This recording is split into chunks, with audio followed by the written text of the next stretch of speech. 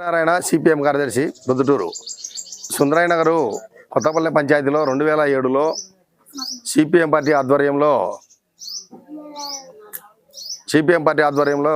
2007లో colony నిర్మించడం జరిగింది. అంటే దాదాపు 18 సంవత్సరాలు అయితే ఉంది. అంటే ఇక్కడ అంతా నిరుపేదలు, రెక్కాడితే కానీ డొక్కాడని పేద ప్రజలు. అటువంటి పేద ప్రజలకు మౌలిక వసతులు 18 సంవత్సరాల నుంచి కల్పించలేదంటే ఇక్కడ ఉన్నటువంటి పాలకవర్గం అయితేనేమి, పంచాయతీ సర్పంచ్ అయితేనేమి, అధికారులు అయితేనేమి ఏం చేస్తున్నారని చెప్పేసి మేము అడుగుతున్నాం. ఎన్నికల ముందు బ్రహ్మాండంగా చెప్తున్నారు, అవి చేస్తాం ఇవి చేస్తామంటారు, అనేక రకాల అన్ని మాటలు చెప్పి ఈరోజు వాళ్ళు పోయి అడిగితే మీరు అక్కడ ఉన్నారు, మీరు ఇక్కడ ఉన్నారు, మీ నాయకులతో వేయించుకోండి రోడ్లు అని చెప్తున్నారు. అది కూడా తొందరలోనే ఉంది. తొందరలోనే మా నాయకులతోనే ఎన్నుకొని మా నాయకులనే వేయించుకునే దానికి కూడా ప్రయత్నం చేస్తాం. సిపిఎం పార్టీగా కూడా మేము సర్పంచ్గా కూడా పోటీ చేసి అవసరమైతే మేమే గెలుచుకొని మేమే అది చేసుకునే దానికి కూడా వెనకాడమని చెప్పేసి కూడా చెప్తున్నాం. నీళ్లు లేవు, మురికి కాలువలు లేవు, ఇవన్నీ నీళ్లు గుడిచెల్లోకి నీళ్ళు అన్నీ పోయాయి, మొగ లోతు నీళ్ళు ఉన్నాయి.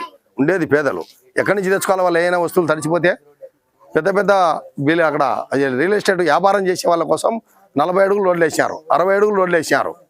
ఆ రోడ్డును ఇక్కడ దాకా ఎందుకు కొనసాగించడం లేదు? సుందరయ్య నగర్ రోడ్డు ముందర ఉండే రోడ్డు ఎందుకు కాలనీలో ప్రజలు నివసిస్తున్న వారికి ఎందుకు వేయడం లేదు? అక్కడ చూస్తే రోడ్డు వెనక సైడు ఫారెస్ట్లో ఉన్నటువంటి రోడ్డు, అది రియల్ ఎస్టేట్ వాళ్ళు దాన్ని ఆ రోడ్డునే ఆక్యుపై చేసి బుడిచారు, గోడకు అడ్డం కట్టారు. అది రోడ్డు లేదు, ఆ రోడ్డు కూడా వేయడం లేదు. అంటే ఈ రకంగా ఆక్యుపై చేస్తూ ఉంటే వాళ్ళకి సహకరిస్తూ ఉన్నారు మీరు. ఎందుకు పబ్లిక్ రోడ్డును అక్కడ గోడ కట్టి ఫ్లాట్లు వేసారు?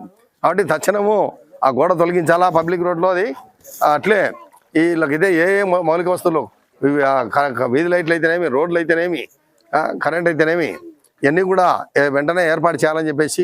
కానీ ఇంకొకటి కూడా చెప్తున్నారు ఇక్కడ కాలనీల ప్రజలు, రోడ్లకు బిల్లులు పెట్టుకున్నారు, రోడ్డు వేయలేదు, బిల్లులు డ్రా చేసుకున్నారని చెప్తున్నారు. అది ఎంత మటుకు వాస్తవం అనేది వాస్తవాలు కూడా తీస్తాం. రేపు ఖచ్చితంగా సుందరయ్య నగర్ ప్రజలందరినీ తీసుకుపోయి పంచాయతీ కార్యాలయం దగ్గర ఆందోళన కొనసాగిస్తాము. ఎవడైతే ఆ బిల్లులు చేసుకున్నాడో రోడ్లు వేయకుండా అవన్నీ కూడా వాళ్ళపైన కేసులు నమోదు చేస్తాము.